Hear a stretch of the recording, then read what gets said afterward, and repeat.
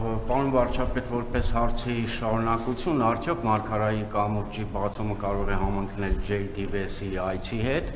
եւ կխնդրեմ մեկնաբանել ինչ է նշանակում սահմանը երրորդ երկրների անձանց համար բացելը, ովքեր են լինելու այդտեղով գնացող եկողները, բիզնեսի ներկայացուցիչներ, զբոսաշրջիկներ,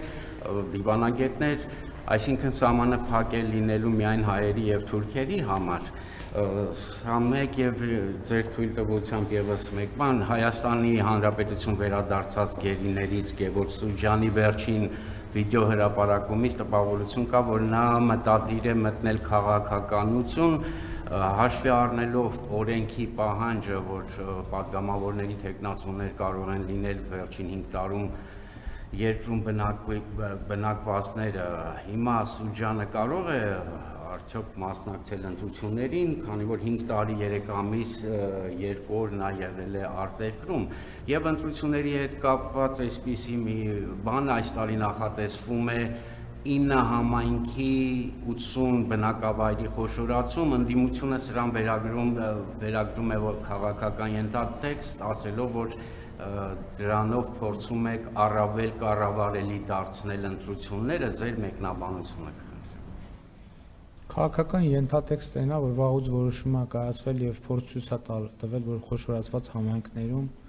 հնարավորությունները ավելի մեծ են եւ մենք կարող ենք գնալ խոշորացված համայնքներ տեսնել,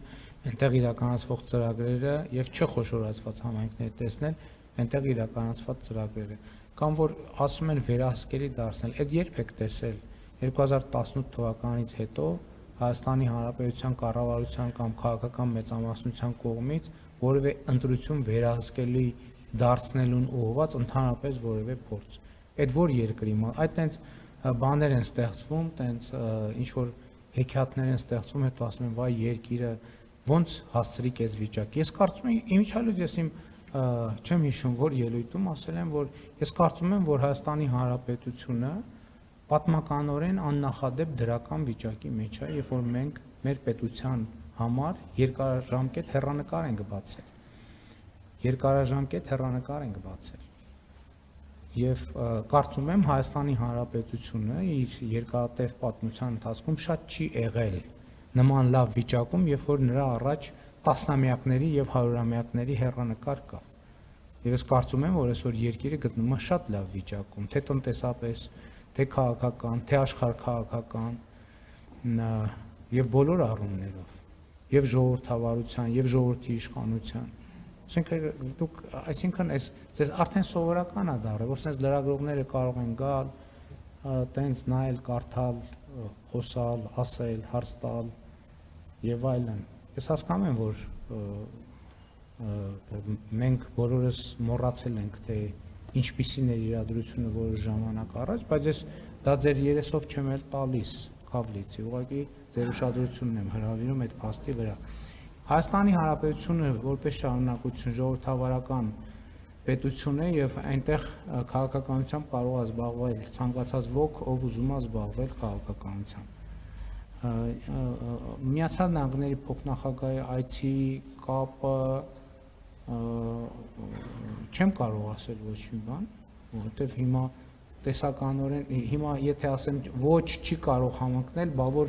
այդ օրը հանկարծ Թուրքիան որոշում կայացնի բացել սահմանը, ես հետո ինչ ասեմ այո կհամընկնի, այսինքն դա մեր որոշումների տիրույթում չի, որ ես հիմա այո կամ ոչ ասեմ։ Ինչ վերաբերում է երրորդ երկրների քաղաքացիներին, դա նշանակում է, որ հայի ու թուրքի մասին չի խոսքը։ Էլի այստեղ էլ մեր ընկալումները պետության եւ ոչ պետության ընկալումների հետ կապ ունի Հայաստանի Հանրապետության քաղաքացի ցանկացած, որովհետեւ միայն հայերը չեն Հայաստանի Հանրապետության քաղաքացի, Հայաստանի Հանրապետության քաղաքացի ռուսներ կան, եզդիներ կան, ասորիներ կան, հույներ կան, քրդեր կան եւ այլ ներողություն ում չհիշատակեցի, հրեաներ կան, վրացիներ կան եւ այդպես շարունակ։ Հայաստանի Հանրապետության եւ Թուրքիայի քաղաքացի հայեր կան, հույներ կան, քրդեր կան, եզդիներ կան եւ չգիտեմ շատ ավելի մանրամասն կազմում։ Խոսքը նրա մասին է, որ երրորդ երկրի քաղաքացի, ով որ ասենք օրինակ չգիտեմ, Իսպանիայի, Ռուսաստանի, Վրաստանի, Միացյալ Նահանգների քաղաքացիա կարող անցնել, իսկ Հայաստանի եւ Թուրքիայի քաղաքացիները առայժմ ոչ, բացի այն դեպքերից, երբ ունեն դիվանագիտական անձնագիր։ Մնացած մանրամասներն էլ ընթացած երևի կերել են։